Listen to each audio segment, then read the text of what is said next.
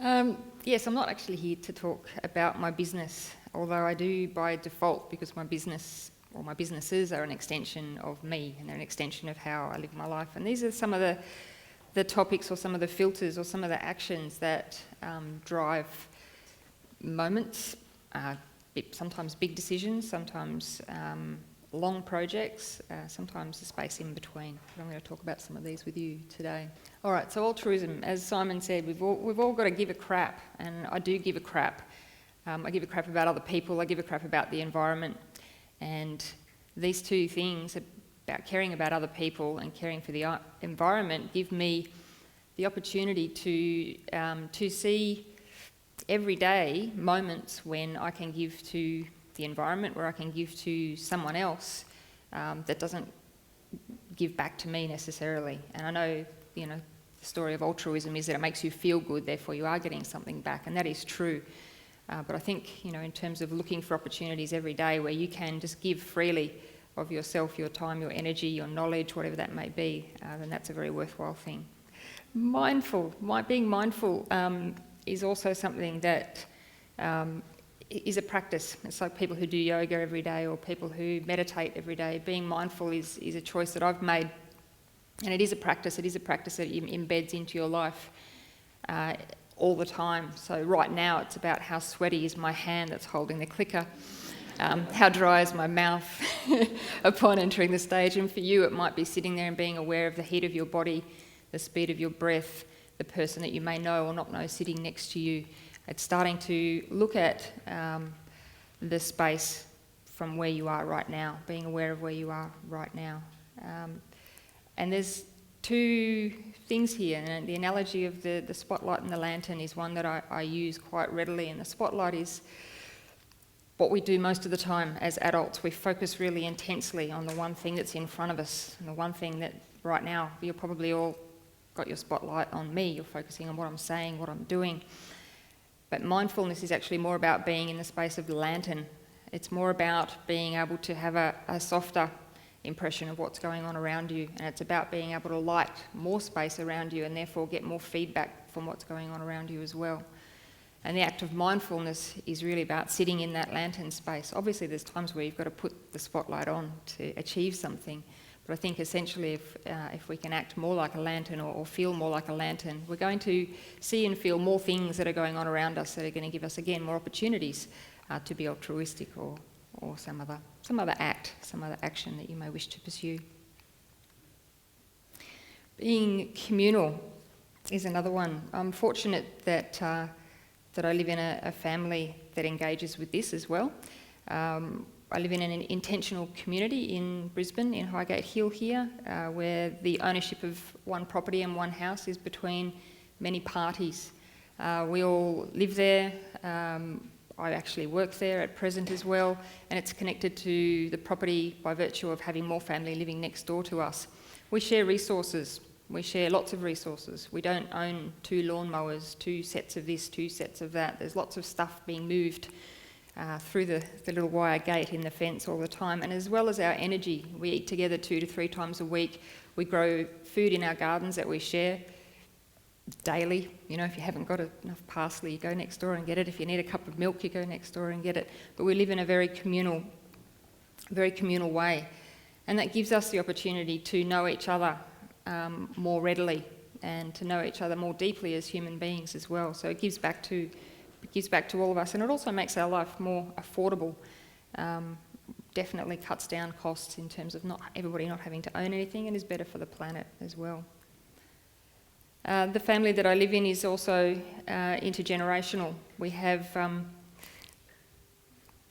as you can see here, my partner, myself, our 7-year-old boy, his father, so it's an atypical family as well. He has 3 parents and 2 grandparents looking after him on any given day. So I'm going to skip to that, stop talking about the family, and talk about intergenerational exchange as something else that I think is really important. It's something that's missing in this sort of sped up culture that we live in at the moment, is the opportunity to talk to somebody else who may be 1 or 2 generations older than you, or to be able to get your children to know their grandparents or their great-grandparents. And this is a little project that the design company that I'm half of, which is called Perla, is working on at the moment, which is a way to use craft and somewhat subversive craft to get potentially young gay men, middle-aged gay men or older gay men to talk more to their mothers, their grandmothers, and the women who actually have the skill of stitching cross-stitch. So look out for this one in the new year. It'll be going out there. We really hope that what this prompts is a number of phone calls around the country of young men saying, "Nan, I'm really stuck. I need to know how to tie off at the back."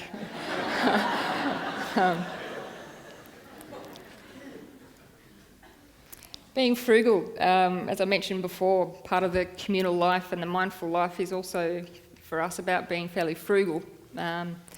I'll make no bones about it. My taxable income for this last year that I just did last week is $18,160. Now, I live a very happy, very fulfilled, very nutritious, a really active, great life on $18,140. And part of that is engaging with some of these things here, which is rethinking every aspect of our lives in terms of material use, consumption and waste. So what comes in and what goes out is thought of quite seriously. My partner and I engaged in a process a number of years ago where we set our wardrobe. We set up what it was we wanted to wear, what we needed to get through 4 seasons of the year, and we decided that if we were going to buy something new, we had to let something go. And letting something go might be to re-gift it, might be to recycle it, might be to give it to an op shop or something like that, but one in, one out was something that we wanted to play around with. Doesn't work perfectly. I have a bit of a shoe fetish. But we give it a go. Our house was also made out of recycled materials, so we built a 2-bedroom house underneath the existing house that we bought, and that was done on a budget of $50,000 with a lot of communal labour, again, calling on family and friends and community to help us do that. But we've got an amazing house. What it also gives us the opportunity to do is to be a little slower in making decisions, a little slower in some of the activities day to day, and some of the choices that we're given by living so close to the city is how we get around the city. So getting around the city by bicycle, and for me, walking. I love to walk. Walk to work day is another way that you can engage with doing something more slowly. And I think in terms of walking around a community or walking through a community, which is what you're doing, you're walking through other people's spaces, their front yards, their backyards, their side yards, and the opportunity there to have a look at what's actually going on around you. Who grows lemons? Who's got a fantastic vegetable garden? Are there some lying on the ground? Could you perhaps ask, can I have a few of those lemons? It looks like they're going to waste. Meeting somebody new. Smiling at people as you walk down the street. Just really simple acts that you have permission to do if you just slow down a little bit.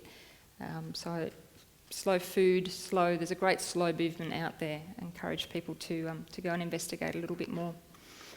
Upcycling is another one that sort of came about through the process of building the house. So, I realised through that process that there's a huge amount of building materials that just get thrown away all the time.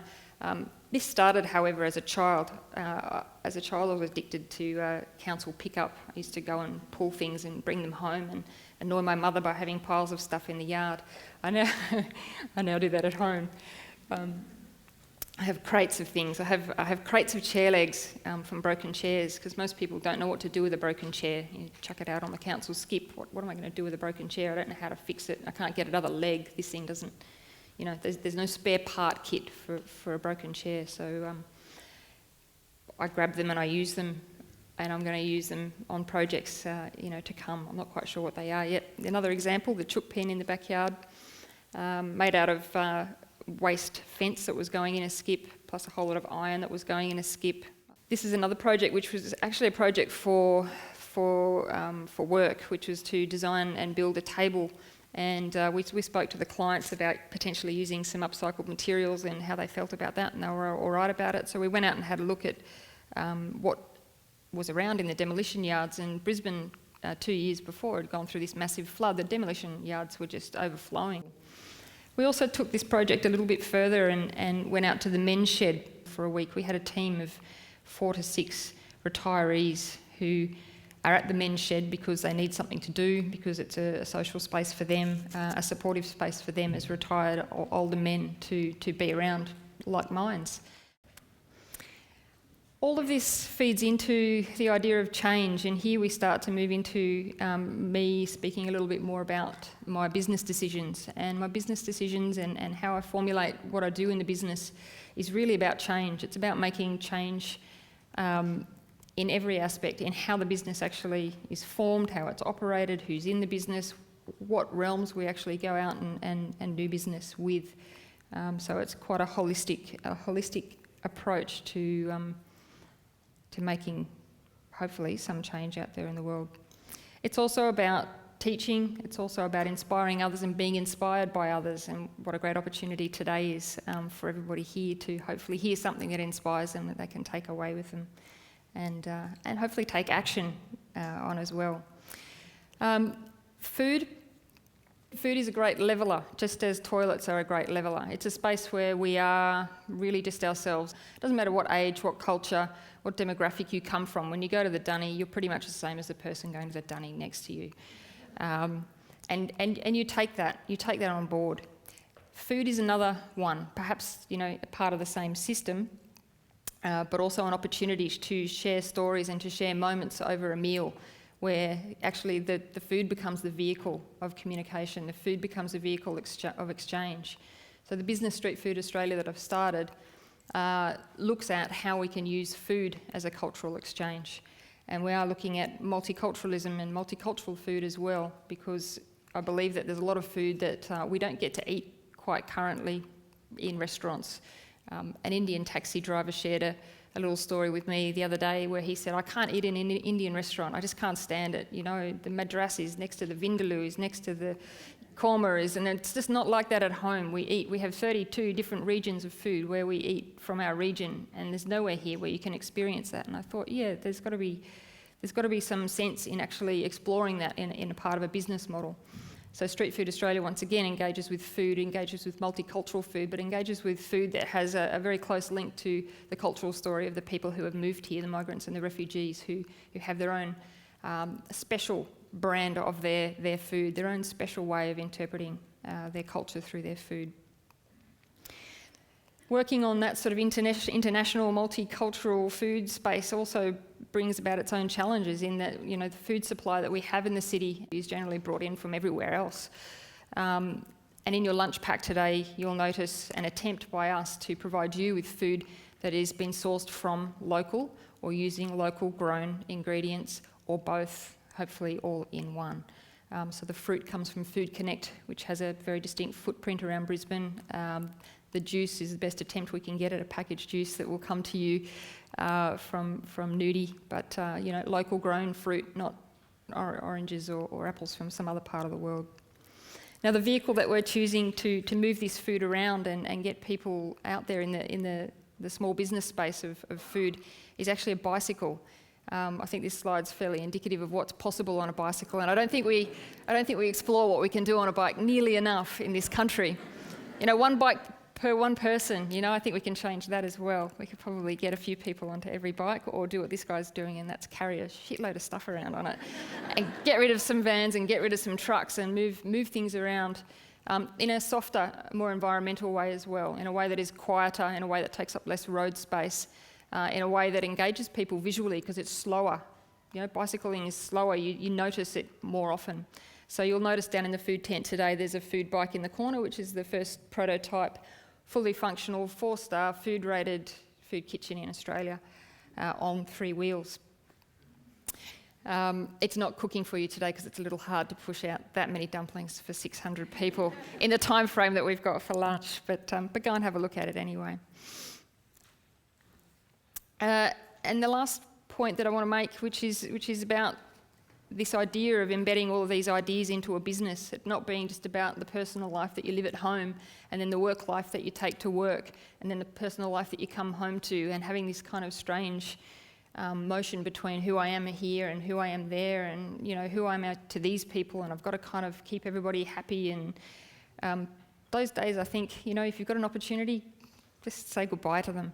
And for those of you that are in business, I really hope that there's a number of speakers here today who engage with social enterprise, and Simon being one of them, showing how you can make a difference through your business, and you can make a difference to another person, and you can make a difference hopefully to the impact that we're having on the environment all at the same time. So Street Food Australia is the first part of our attempt to start a social enterprise that will have an impact both on the city in terms of how we eat in the city, in terms of actually having an active civil and fantastic street life that we don't really have at the moment, getting food out of the food courts up onto the street, and seeing food that currently you don't see out there at the moment being delivered to you in a way that you don't see out there at the moment as well. So using innovation as a way to get people excited about doing something that's perhaps not their normal lunchtime routine or their normal evening routine. And I think that's my last slide, which is just about stay positive, stay optimistic, and make some change. 1 times action equals quite a lot of change sometimes. Thank you.